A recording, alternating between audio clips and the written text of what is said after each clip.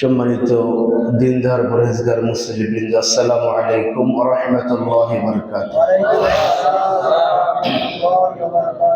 মহান আল্লাহ সুবহানাহু ওয়া তাআলার দরবারে অগণিত অসংখ্য শুকরিয়া জানাচ্ছি যে রব্বুল আলামিন পবিত্র রজব মাসের আজকের শেষ জুমাতে আপনাদেরকে আমাদেরকে সকলকে সালাতুল জুমআ আদায় করার উদ্দেশ্যে আল্লাহ তাআলার ঘরে এসে বসার তৌফিক দিয়েছেন। সেই মনিবের দরবারে শুকরিয়া জানাচ্ছি, আলহামদুলিল্লাহ।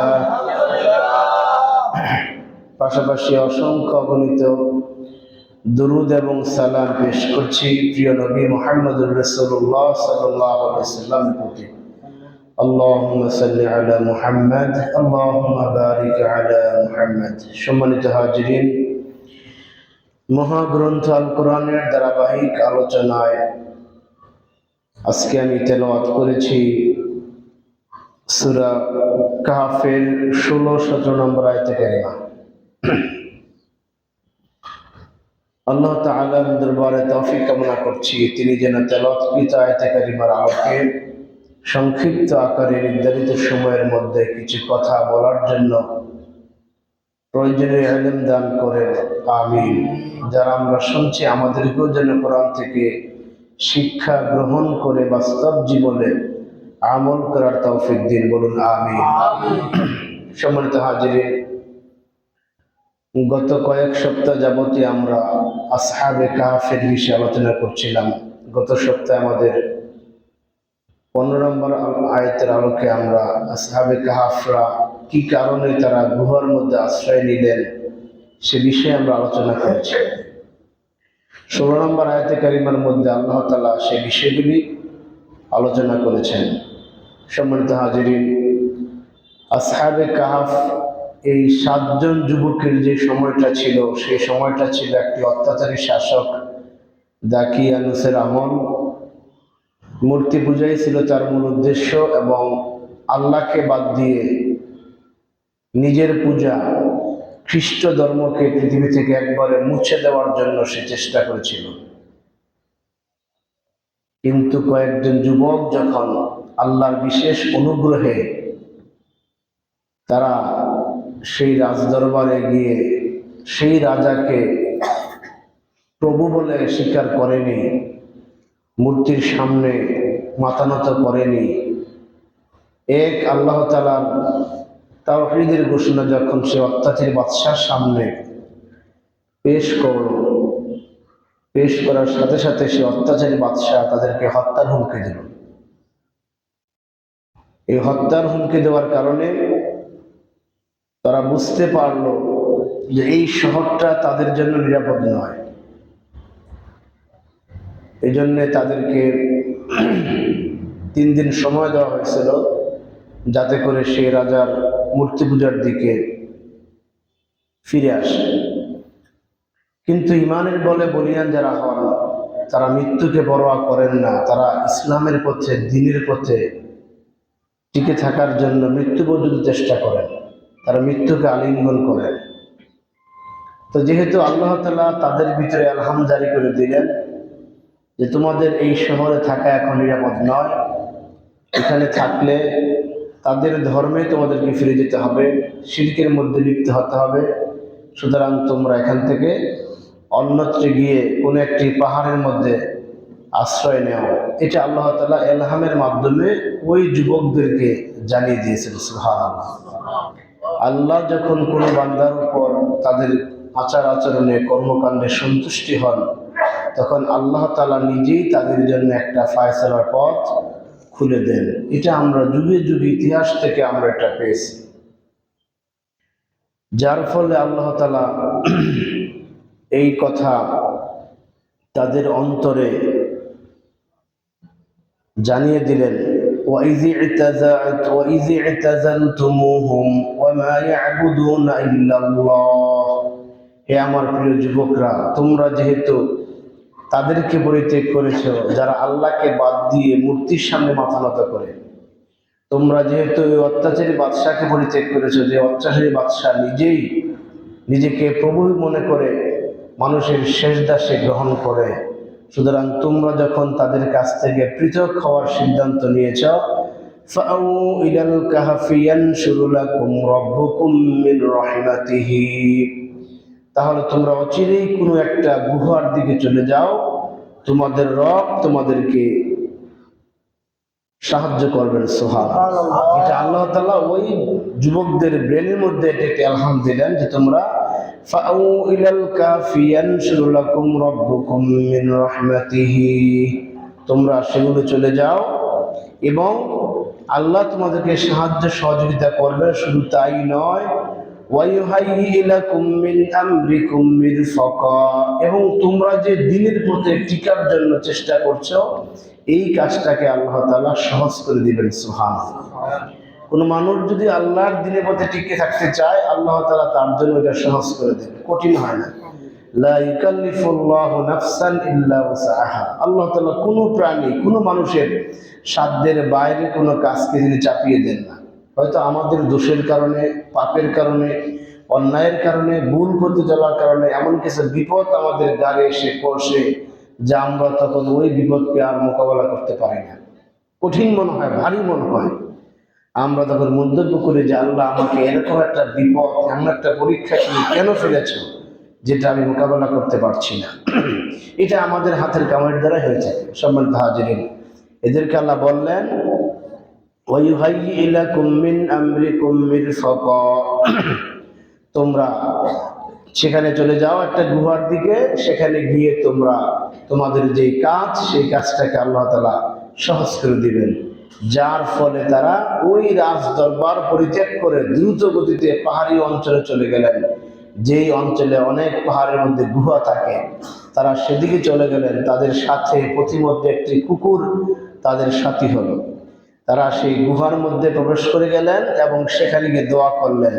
ফাকালু রাব্বানা আতিনা মিন লাদুনকা রাহমাহ ওয়া হাইয়্যি লানা আমরিনা রাশাদা, তারা দোয়া করলেন, আল্লাহ তুমি যেহেতু আমাদেরকে বলছো একটা গুহার দিকে আশ্রয় নিতে, আমরা তোমার কথা মতো একটা গুহাতে আশ্রয় নিয়েছি, সুতরাং আতিনা মিন লাদুনকা রাহমাহ, তোমার পক্ষ থেকে আমাদেরকে রহমত দান করো। বলেন সুবহানাল্লাহ। এই দোয়া করতে হবে আমাদের সব সময়কে, আল্লাহ মিন লাদুনকা রাহমাহ, তোমার পক্ষ থেকে রহমত দান করো। তোমার পক্ষ থেকে রহমত না দান করলে আমরা সঠিকভাবে তোমার দ্বীনি কাজগুলি করতে পারবো না। আর কি করবা? ওয়াহাইয়্যি লানা আমরিনা রাশাদা, আমাদের কাজগুলিকে তুমি সহজ করে দাও। আল্লাহ যেভাবে তাদেরকে আলহাম দিয়েছেন, তারাও সেভাবে গুহার মধ্যে আশ্রয় নিয়ে তারা সেভাবে দোয়া করলেন। অতঃপর তারা যখন সেখানে চলে গেলেন, এদিকে রাজ দরবারে খবর হয়ে গেল যে 7 জন যুবক আপনার রাজ্যে ঈসাই ধর্ম পালন করছে, আপনাকে সিজদা করছে না, মূর্তির সামনে মাথা নত করছে না, এক আল্লাহর তাওহীদের ঘোষণা দিচ্ছে, এই 7 জন যুবককে খুঁজে পাওয়া যাচ্ছে না।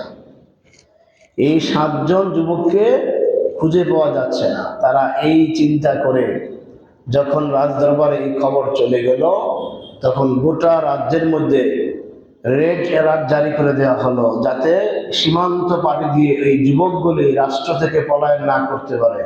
সরকারের যত গোয়েন্দা বাহিনী আছে, আইন শৃঙ্খলা বাহিনী আছে, সবাইকে কাজে লাগিয়ে দিল ওদেরকে খুঁজে বের করে। কেননা ওরা আমি যে রাষ্ট্রের মূল ব্যক্তি, তারা আমার বিধানের বাইরে তারা চলছে, সুতরাং তাদেরকে খুঁজে বের করো। এরকম খুঁজতে খুঁজতে এক পর্যায়ে তারা চলে গেল সেই গুহার কাছে। সুবহানাল্লাহ। কিন্তু সেই গুহার কাছে যখন তারা গেল, আল্লাহ তাআলা এমন একটা সিস্টেমে সেই গুহার মুখটাকে রেখেছিলেন, যার ফলে তারা দেখেও সেখান না দেখার মতো অবস্থায় তারা সেখান থেকে ফিরে আসে, তাদেরকে খুঁজে পেল না। এটা আল্লাহ তাআলার একটা রহমত। ওই যে আল্লাহ বললেন যে দোয়া করো তোমরা আমার কাছে, আতিনা মিন লাদুনকা রাহমাহ, আল্লাহ রহমত দান করো। আল্লাহ তাআলা রহমত দান করার কারণেই সেই সরকারের বিভিন্ন বাহিনী, জনগণ তাদেরকে খুঁজতে খুঁজতে একবারে গুহার মুখে গিয়ে তারা সেখান থেকে ফিরে আসছে। আপনারা জানেন, আল্লাহ যদি রক্ষা করেন, রক্ষা করতে পারেন।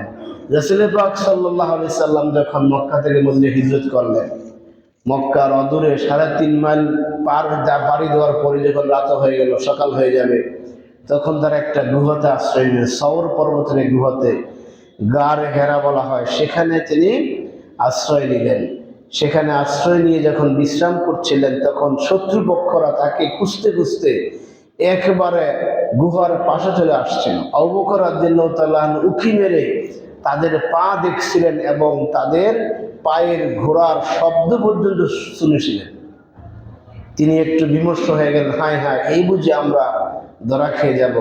রাসূলকে বললেন, ইয়া রাসূলুল্লাহ, আমাদের মনে হয় আর রেহাই নাই, আমাদের একেবারে শত্রুপক্ষ আমাদের একেবারে কাছে চলে আসছে, তারা যদি একটু পায়ের দিকে লক্ষ্য করে, একটু নুয়ে যায়, তাহলে তারা আমাদেরকে দেখে ফেলবে। তখন রাসূল পাক সাল্লাল্লাহু আলাইহি সাল্লাম আবু বকর রাদিয়াল্লাহু তাআলা আনহুকে বললেন, ইয়া আবু বকর, হে আবু বকর, মা যান্নুকা বিসনাইল্লাহ, তোমাদের ওই দুইজন ব্যক্তির ব্যাপারে কি ধারণা হয় যে এই দুইজন ব্যক্তির সাথে তৃতীয় একজন আছেন, সালিসাহুল্লাহ, তৃতীয় জন হলেন আল্লাহ সুবহানাল্লাহ। তিনি বললেন, লা তাহজান ইন্নাল্লাহা মাআনা, আবু বকর ভয় পেও না, হতাশ হও না, আমরা এখানে দুইজন নই, আমাদের সাথে আরেকজন আছেন, তিনি কে?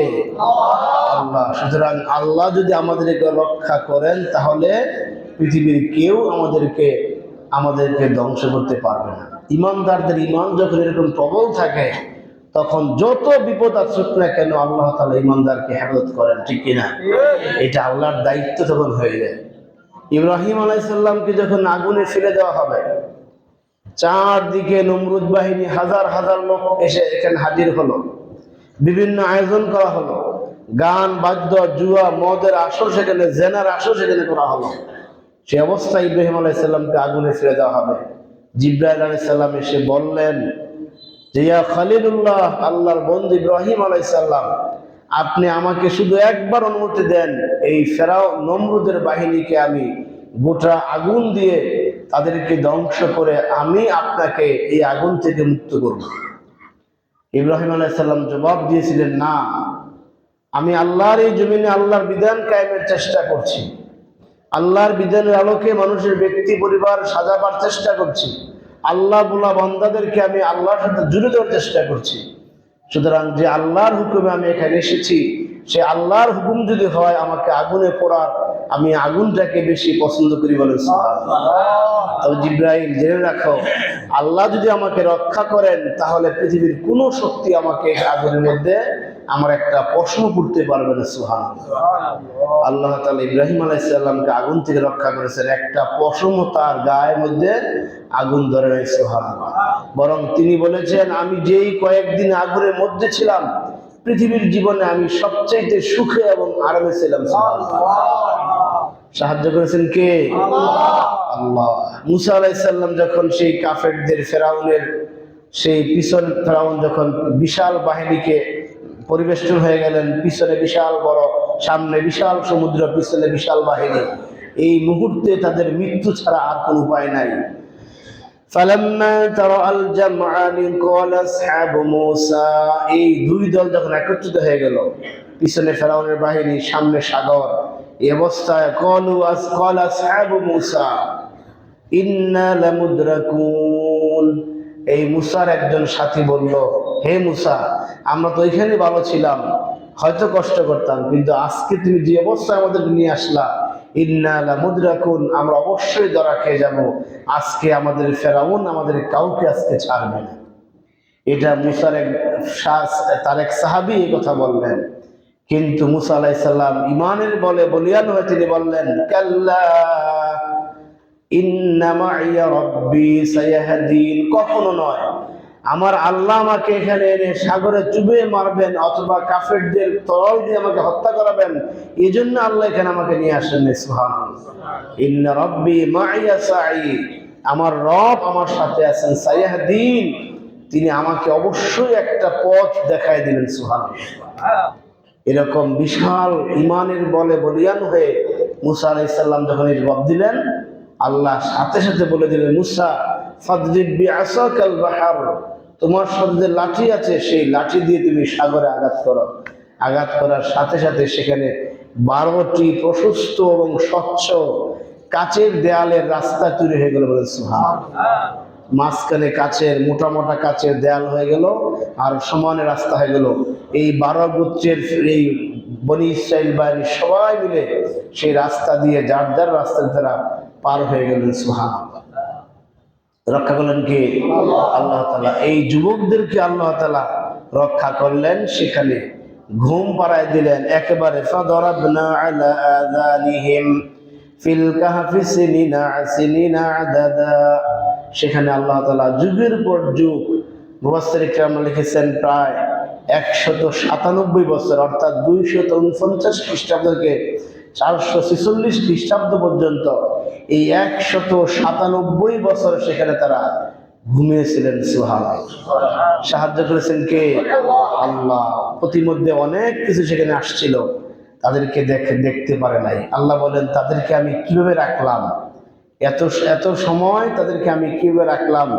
এই যুবকদেরকে গুহার ভিতরে কোনো ঝড়ে পায় নাই, বৃষ্টিয়ে পায় নাই, ভূমিকম্পে পায় নাই, কোনো প্রকার রৌদ্র গিয়ে সেখানে তাদেরকে তাদের জামা কাপড় তাদের শরীর পুড়ে যায় নাই।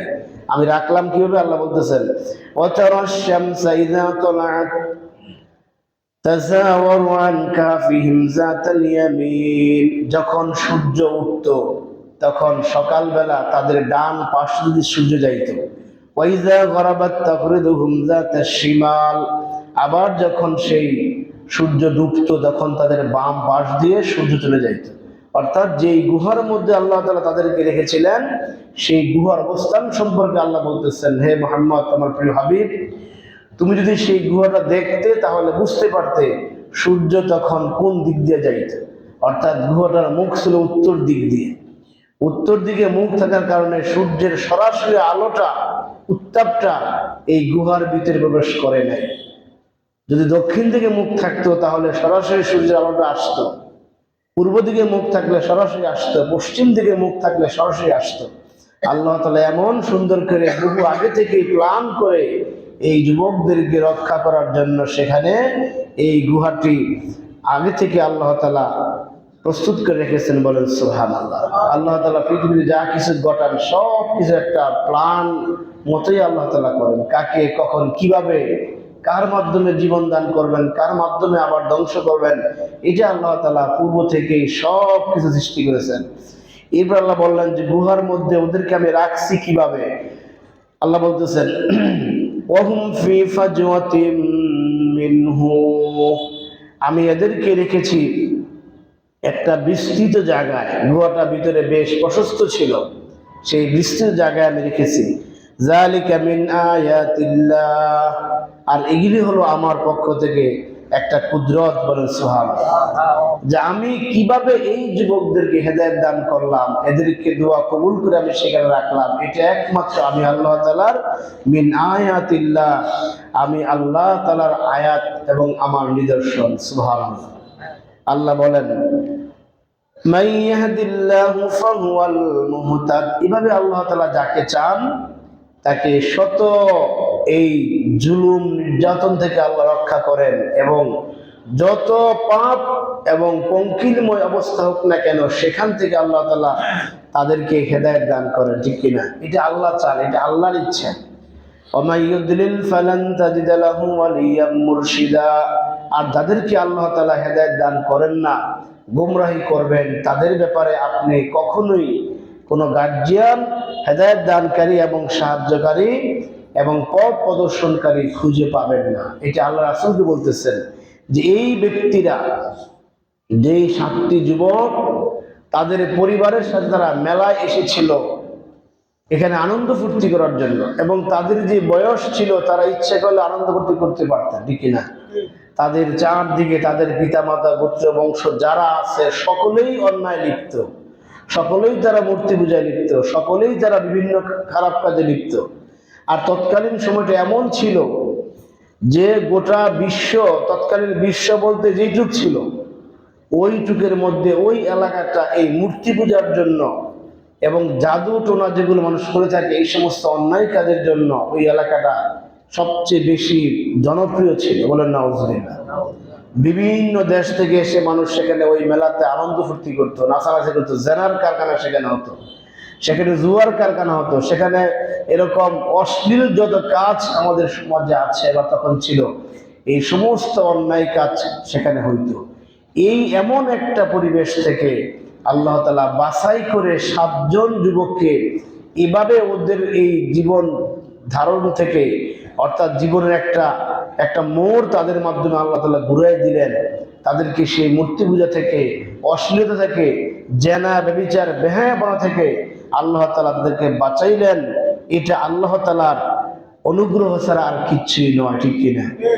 এটা এই জন্য আল্লাহ বলছেন মাইয়াহদিল্লাহু ফালা ফাহুয়াল মুহতাদ, যাকে আল্লাহ হেদায়েত দান করেন তার চতুর্দিকে অন্যায় অশ্লীল কাজ হলো আল্লাহ তাআলা তাকে সেখান থেকে হেদায়েত দান করতে পারেন।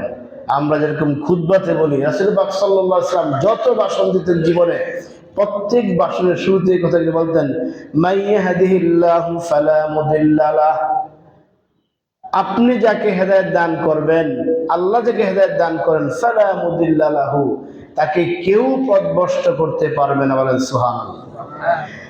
আবার আল্লাহ যাকে পথভ্রষ্ট করবেন তার চারদিকে ভালো লোকের বসবাস, কোনো মূর্তি পূজা নাই, কোনো অন্যায় নেই, অশ্লীল নাই, সে ব্যক্তি ভালো একটা পরিবেশে আছে, তার অন্যায় করার মতো কোনো পরিবেশ তার সমাজে নাই। কিন্তু আল্লাহ যদি এর মধ্যে কোনো ব্যক্তিকে অন্যায়ের দিকে নিয়ে যান, আল্লাহ বলেন ওমা ইউদলিল ফালান তাজিদ লাহু ওয়ালিয়্যাম মুরশিদা, আমি ছাড়া কোনো ব্যক্তি সেই অন্যায় কাজ থেকে তাদেরকে ফিরাতে পারবে না।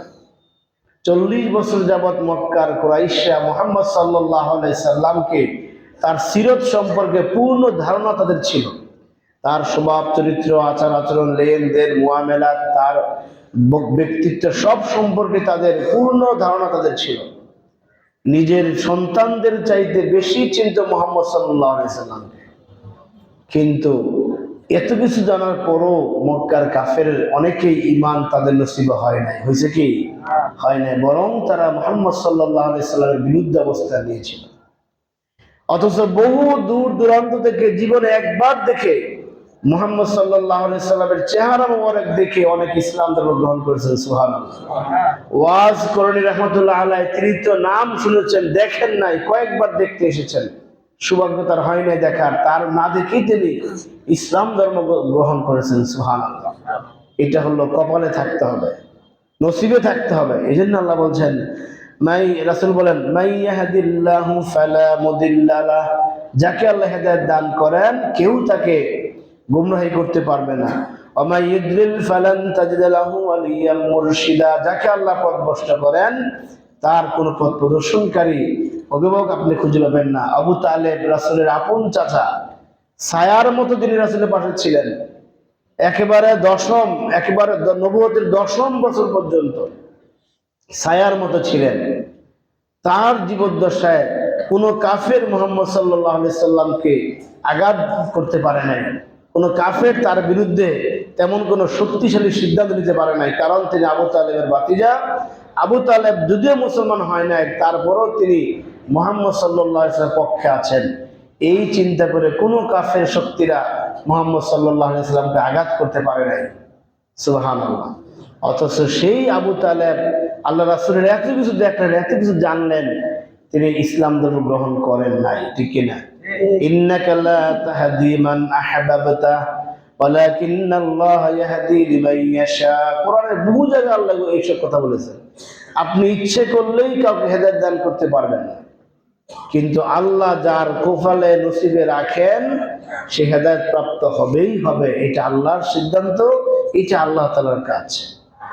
একজন মানুষ সারা জীবন বয়ান শুনেন, বয়ান শুনতেছেন, কিন্তু তিনি তার বয়ানের দ্বারা তার কোনো আসর পড়ে না। আবার আরেকজন মানুষ জীবনে একবার বয়ান শুনেছেন, ওই একবার বয়ান শুনে তার জীবনের পরিবর্তন সে ঘটাতে পেরেছে। এটা কার করুণা? আল্লাহ তাআলার করুণা। এই যুবকদেরকে আল্লাহ তাআলা এভাবেই সেই অবস্থা থেকে, যেখানে চারদিকে পাপাচার ছিল, সেই অবস্থা থেকে যুবকদেরকে আল্লাহ তাআলা তার কুদরতের মাধ্যমে বাঁচিয়েছিলেন। সুবহানাল্লাহ। এরপর আল্লাহ তাআলা বলতেছেন এই যুবকদেরকে তিনি কিভাবে গুহার ভিতরে এত সময়, দীর্ঘ সময় তিনি রাখলেন, এই বিষয়টা রাসূল পাক সাল্লাল্লাহু আলাইহি সাল্লামকে আরো বলতেছেন ওয়াতাহসাবুহুম আইকাযা ওয়া হুম রুকুদ। হে রাসূল, আপনি যদি তাদেরকে দেখতেন, আপনি যদি দেখতেন, তাহসাবুহুম, তাদের ব্যাপারে আপনার ধারণা হতো আইকাযা, যে তারা যেন জাগ্রত অবস্থায় আছে। সুবহানাল্লাহ, এরা কিন্তু ঘুমিয়ে আছে। কি অবস্থায় আছে? ঘুমিয়ে আছে। যদি আপনি দেখতেন, মনে করতেন আইকাযা, তারা জীবিত অবস্থায় চেয়ে আছেন, জাগ্রত আছেন, ওয়াহুম রুকুদ, অথচ তারা সকলেই ঘুমিয়ে আছেন, তারা কেউ জাগ্রত না। অর্থাৎ একজন ঘুমন্ত মানুষের যতগুলো আলামত থাকে, কোনো আলামত তাদের মধ্যে দেখা যায় না। একটা ঘুমন্ত মানুষের আলামত কি? চোখ বন্ধ থাকে, কাইতে থাকেন, কাপড় চোপড় এলোমেলো থাকে, অর্থাৎ ঘুমালে যা হয়। কিন্তু এই যুবকদেরকে আপনি এই ঘুমানোর কোনো লক্ষণ তাদের মধ্যে আপনি খুঁজে পাবেন না। অনেক মুফাসসিররা বলেন যে তাদের চক্ষুগুলি মেলা ছিল, তারা চেয়েছিলেন, চক্ষুগুলো খোলা ছিল, তবে কান বন্ধ ছিল। যেহেতু আল্লাহ তাআলা 11 নং আয়াতে বলছিলেন ফাদারাবনা আলা আযানিহিম ফিল কাফি সিরিনা আদাদা, 11 নং আয়াতে আল্লাহ যে বলছিলেন তাদের কান চাপড়িয়ে আমি তাদেরকে ঘুমিয়ে রেখেছিলাম। এই জন্য অনেক মুফাসসির আমরা বলেন যে তাদের চক্ষু খোলা ছিল। কেউ দেখলে মনে করি তারা এখানে বিশ্রাম করতেছেন। সুবহানাল্লাহ। তাই মানুষ 8 জন মানুষ 7 জন মানুষ বিশ্রাম করেছেন, করতেই পারে, সেখানে দেওয়ার প্রয়োজন কি? তারা থাকুক সেখানে, এরকম হয় না? 4-5 লোক বসে আছে, থাকুক তারা।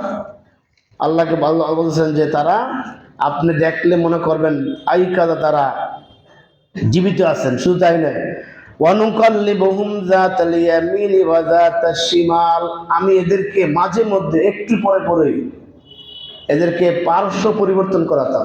অনেকের অভ্যাস আছে কিন্তু পুরা ঘুমের মধ্যে ডাইন দিকে একবার খাইতে হয়, বাম দিকে খাইতে হয়, হয় কি না? এই অভ্যাস কিন্তু আছে। আল্লাহ তাআলা বলেন আমি মাঝে মধ্যে ওদেরকে দেখলে মনে হবে তারা সজাগ, এই জন্য পার্শ্ব পরিবর্তন করেছেন।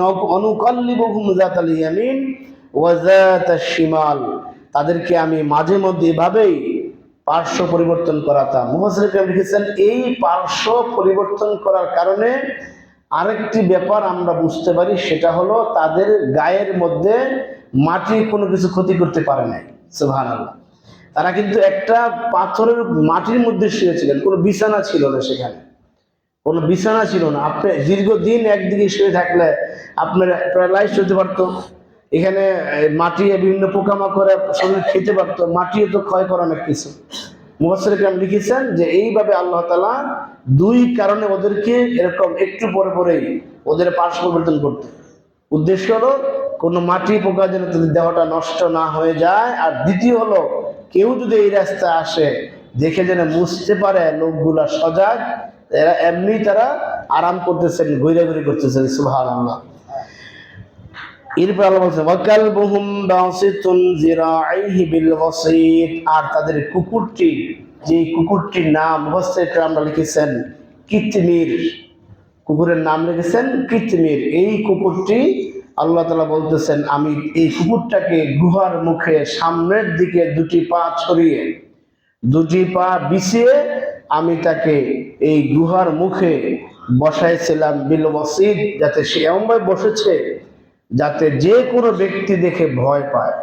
আল্লাহ রাসূল বলতেছেন যে আপনি যদি লাবিত্তালাআতা আলাইহিম লাওয়াল্লাইতাত মিনহুম ফিরারা, আপনি যদি ওই অবস্থাটা দেখতেন যে তারা কিভাবে সেখানে শুয়ে আছেন এবং কুকুরটা আমি কিভাবে সেখানে বসায় রাখছি, আপনি যদি সেটা দেখতেন তাহলে আপনি ভয়ে সেখান থেকে পিছনে ফিরে পলাইতেন। বলে সুবহানাল্লাহ। দুইটা কারণে পলাইতেন। একটা কারণ হলো এই লোকগুলি সেখানে গুহার ভিতরে কোনো সিরিয়াল ধরে শোয় নাই। অর্থাৎ আমরা দেখলাম বাড়িতে সিরিয়াল ধরে শুই, একটা খাটের মধ্যে 5 জন শুয়ে সবার মাথা থাকে উত্তর বা দক্ষিণ দিকে, তাই না? একটা সিরিয়াল থাকে, বালিশ থাকে সবার। আল্লাহ বলেন না, এরা কোনো বালিশ নিয়ে কোনো সিরিয়াল তারা শোয় নাই। এদেরকে গুহার মধ্যে আমি প্রত্যেককে ক্লান্ত করে এলোমেলো ভাবে ঘুমিয়ে রেখেছিলাম। এক একজন এক এক দিকে শুয়ে আছে, সবাই তো ক্লান্ত, দীর্ঘ পথ তারা কিন্তু পায়ে হেঁটে এখানে আসছেন, সারা রাত্র তারা পলে আসছে, তারা এলোমেলোভাবে সেখানে শুয়েছিলেন। একটা ভয়ঙ্কর দৃশ্য তাদের মধ্যে ছিল। কিরকম ভয়ঙ্কর দৃশ্য? সবার চোখ খোলা ছিল। এরপরে সবাই উস্কো খুস্কো, আবার যুবক মানুষ, এরপরে আবার সবার চোখ খোলা, আবার গায়ের মধ্যে একটা বিশেষ পোশাক ছিল। ওই যে অত্যাচারী বাদশাহ, ওদের গায়ে যে মূল পোশাক ছিল ওই পোশাকটা খুলে বিশেষ একটা পোশাক তাদের গায়ের মধ্যে ঝুলে দিয়েছিল। এটা দেখে আপনি ভয় পাইতেন যে সম্ভবত এরা রাষ্ট্রের বিশেষ কোনো বাহিনী, অথবা তারা বিশেষ কোনো বাহিনীর কোনো কাজ বা মিশন তারা করে এসেছেন, এখানে আশ্রয় নিচ্ছেন। যদি আমি সেখানে যাই তাহলে আমাকে তারা অ্যাটাক করবে, হত্যা করতে পারে। আর সামনে যে পাহারাদার কুকুর বসানো হয়েছে সে আমাকে রাখবে না। এই চিন্তা করে আপনি যখন দেখতেন তাহলে আপনি লাওয়াল্লাইত মিনহুম ফিরারান, আপনি সেখান থেকে পালায়ে আসতেন এবং কি করতেন, লামলিয়াত মিনহুম রুবা, আপনি দৌড়ে সেখান থেকে আসতেন। এটা আল্লাহ রাসূলকে বুঝাচ্ছেন। অর্থাৎ এই আয়াতের মূল উদ্দেশ্য হলো আল্লাহ তাআলা বিশেষ একটা কৌশল করে, টেকনিক করে যুবকদেরকে সেই দীর্ঘ 197 বছর তাদেরকে সেখানে রেখেছেন। সুবহানাল্লাহ। অনেক মুফাসসির কিরামরা এখানে 320 বছর লেখছেন। 197 বছরটা বেশি আপনার প্রসিদ্ধ এই কারণে, যেই অত্যাচারী বাদশাহ তাদেরকে মৃত্যুর হুমকি দিয়েছিল তার রাজ্যকাল ছিল 249 খ্রিস্টাব্দ। কত? 249 খ্রিস্টাব্দ। আর আসহাবে কাফের ব্যক্তিরা যখন জাগ্রত হইল তখন ছিল 446 খ্রিস্টাব্দ, এবং তৎকালীন যিনি বাদশাহ ছিলেন তার নেতৃত্বেই ওদের কাহিনী লেখা হয়েছিল।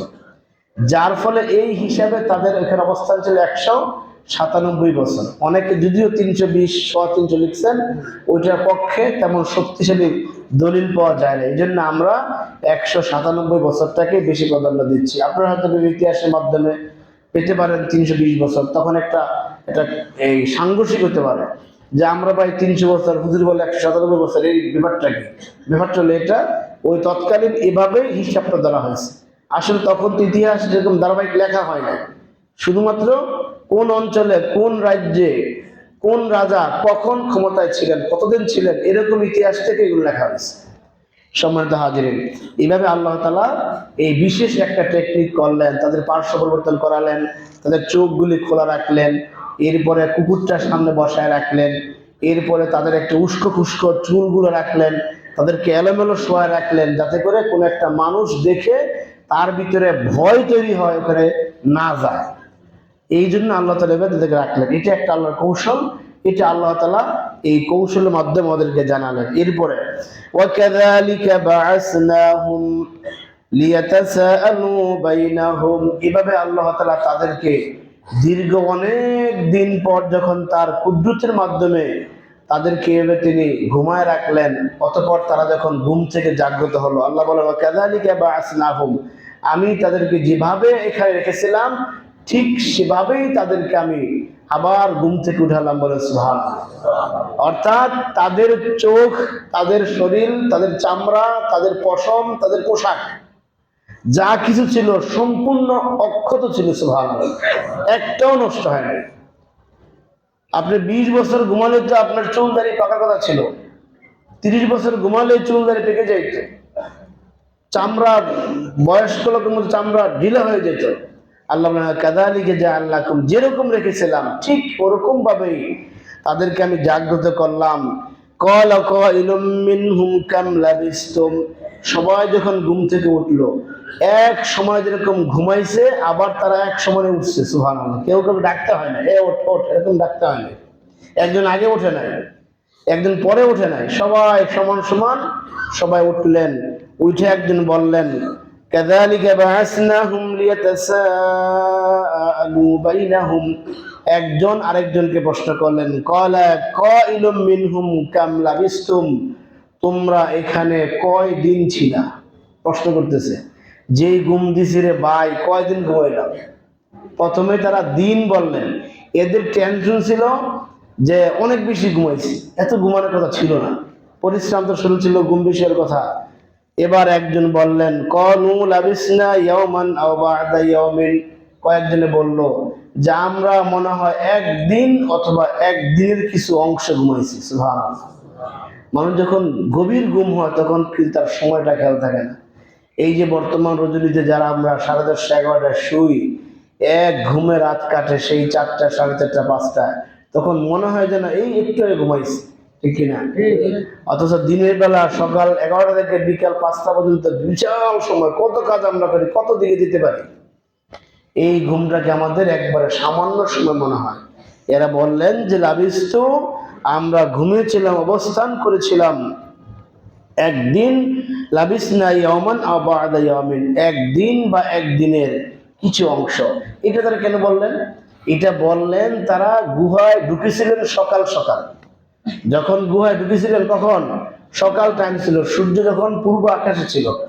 যখন তারা জাগ্রত হলেন তখন ছিল বিকেল বেলা, সূর্য অস্ত যায় যায় বা এরকম সময়টা। যার কারণে তারা বললেন একদিন বা দিনের একটা অংশ। তারা যে রাতে সজাগ হইতেন অথবা যদি আবার পরের দিন সকালে সজাগ হইতেন, তাহলে বলতেন যে আমরা পুরো রাত্রে ঘুমাইছি। এই জন্য আল্লাহ তাআলা একটা হিকমত হলো, তারা এই একদিন এক অংশ বললেন। এরপরে তারা এদের মধ্যে একজন যখন একটু বাহিরের দিকে তাকালেন, সায়া দেখেন বাহিরের অবস্থা তো ভিন্ন। সুবহানাল্লাহ। এই 200 বছরে চেঞ্জ হয়েছে অনেক কিছু। আমাদের বাংলাদেশে 100 বছর অনেক চেঞ্জ হয়েছে, 50 বছর অনেক চেঞ্জ হয়েছে, 2000 থেকে 2025 পর্যন্ত অনেক চেঞ্জ হয়েছে কিনা? একজন বাইরে তাকাতে বাইরে বা এদিকে অনেক কিছু পরিবর্তন হয়ে গেছে। সর্বনাশ, আমি তো একদিন ঘুমাইনি। কয়দিন ঘুমাইছো? তারা বলতেছেন ক্বালু রাব্বুকুম আ'লামু বিমা লাবিসতুম, আমাদের রব জানেন ভালো করে আমরা কয়দিন ঘুমাইছি। সুবহানাল্লাহ। বাইরের অনেক কিছু চেঞ্জ হয়ে গেছে, অনেক। আমরা যখন ঢুকি এখানে শহর ছিল না, এখানে রাস্তা ছিল না, এখানে এই ছিল না। আমরা কতদিন ঘুমাইছি আমরা কেউ জানি না। কে জানেন? আল্লাহ জানেন। ইমানদারদের ইমানের পরিচয় কিন্তু এটাই হবে, তারা সর্ববিষয়ে কি বলেন? যে আল্লাহ জানেন। নিজেরা কোনো বাড়াবাড়ি করেন না। ইচ্ছে করলে বাড়াবাড়ি করতে পারতেন, তারা বেরিয়ে দেখতে পারেন কি হয়, দেখি দেখে আসি, জিজ্ঞাসা করে এখন কি চলতেছে। তারা কিচ্ছু বলেন না। বললেন কি? ক্বালু রাব্বুকুম আ'লামু বিমা লাবিসতুম, তোমরা কতটুকু ঘুমিয়েছো একমাত্র আল্লাহ জানেন। ফাবআসু আহাদাকুম বিওয়ারিকুম হাযিহি ইলাল মাদিনাতি ফালিয়ানজুর আইয়ুহা আযকা তুআমান ফালিয়াতিকুম। এবার বললেন যে একটা রৌপ্য মুদ্রা তাদের হাতে দিলেন, তাদের সাথে কিছু টাকা পয়সা ছিল, মানুষ যেহেতু থাকে তো পয়সা করি, একটা রূপার মুদ্রা একজনের হাতে দিয়ে বললেন যে ভাই, ইলাল হাযিহি, তুমি ওই ইলাল মাদিনাতি, ওই শহরের দিকে যাও, ফালিয়ানজুর আইয়ুহা আযকা তুআমান, অতি গোপনে যাবে এবং সেখান থেকে আমাদের জন্য আযকা তুআমান, ভালো মানের খাবার কিনে আনবে। সুবহানাল্লাহ। এখানে আযকা তুআমান অর্থ হলো ভালো মানের খাবার, হলো তারা জানে গোটা অঞ্চলটা শিরিককারীদের দখলে আছে, গোটা অঞ্চলটা মূর্তি পূজার কাজে দখলে আছে। কারণ তারা তো সকালে ঘুমাইছে, ঠিক না? সকালে ঘুমাইছে, পরিবর্তন যে হয়েছে তারা জানে না। তারা জানে যে গোটা অঞ্চলের লোকজন শিরিকে লিপ্ত, এবং এই অঞ্চলে যত পশু জবাই হয় কার নামে জবাই হয়? অত্যাচারী বাদশাহ দাকিয়ানুসের নামে জবাই হয়। সুতরাং তুমি এই আজকা মানে হলো হালাল খাবার কিনে নিয়ে আসবা, অর্থাৎ জবাইকৃত কোনো পশুর খাবার নিয়ে আসবা। মুসলমানের জন্য অমুসলমানের বাড়িতে, অমুসলমানের হোটেলে জবাই করা কোনো পশু খাওয়া যায় নাই। কথা বুঝে আসছে? আপনার বন্ধু হিন্দু ব্যক্তি আপনাকে দাওয়াত দিয়েছে, তার বাড়িতে গিয়ে দেখলেন যে কয়েক পদের গোশত আছে, এখানে মুরগির গোশত আছে, এখানে কবুতরের গোশত, কোয়েলের গোশত, এটা আপনার জন্য খাওয়া হালাল হবে না। যেহেতু এটা জবাই করতে হয় কার নাম নিয়ে? আল্লাহর নাম নিয়ে জবাই করতে হয়। এখন তাকে বলেন যে ভাই, এটাকে আপনি কেমনে জবাই করছেন? একটা দোকানের নাম বলছে, অমুক দোকান থেকে কিনে আনছে। আজকাল আমাদের দেশে মুরগি যারা বিক্রি করেন তাদের দোকানও একজনও জবাই করে, মুরগিটা দইরা আপনি দুটো কাটে, এটা কিন্তু জায়েজ নাই। বেকারা একটা মুরগির পা কয়টা? 2টা। অন্তত 2জন ব্যক্তি জবাই করতে হবে।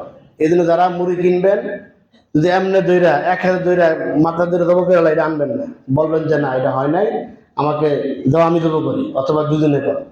মন থাকবে এটা? এবার ড্রেসিং করে ফেলে না, এই ভিতরে বুড়ি টুড়ি সহ ড্রেসিং করলো, এটা খাওয়াটা মাকরুহ হবে। ড্রেসিং করতে হলে আপনি নিচের যে ময়লাগুলো আছে এগুলো ফালায় করবেন। কথা বুঝে আসছে কিনা? এই জন্য ড্রেসিং করাটাও এটা আমাদের সমাজের, আমাদের শরিয়া আলেমা একরাম এটাকে সাপোর্ট করেন না। যত সম্ভব ড্রেসিং না করে ছুলে নিয়ে আসবেন। যাই হোক, প্রসঙ্গে বলে ভাবলাম। তখন তাদেরকে বললেন আযকা তুআমান ফালিয়াতিকুম, তোমরা চলে যাও বিরিজকুম মিনহু, কিছু উত্তম খাবার হালাল খাবার নিয়ে এসো। ওয়ালিয়াতালাত্তাফ ওয়ালা ইউশিরান্না বিকুম আহাদা ওয়ালা ইউশিরান্না বিকুম আহাদা। তবে সাবধান, এই যে তুমি শহরে যাইবা সর্বোচ্চ সতর্ক নিয়ে যাইবা। আমরা যেখানে আছি, আমরা যে 7 জন, আমাদেরকে রাজদরবার থেকে বের করে আমরা চলে আসছি ইমান বাঁচাবার জন্য, আমরা যেখানে আছি আমাদের এই খবর যেন কেউ না জানে। যদি জানে তাহলে কি করবেন? ইন্নাহুম ইয়াযহারু আলাইকুম ইয়ারজুকুম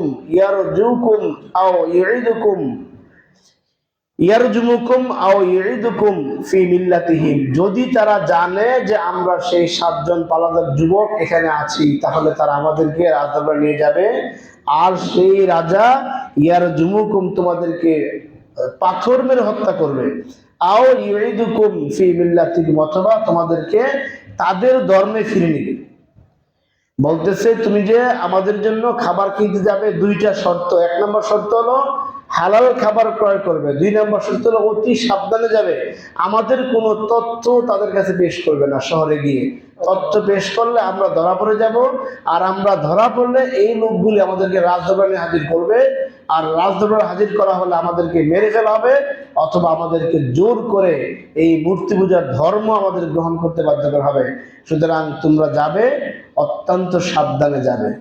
সম্মানিত হাজির, ইমানদারদের প্রত্যেকটা কাজ, প্রত্যেকটা কথা হয় অত্যন্ত সতর্কতার সাথে, ঠিক কিনা?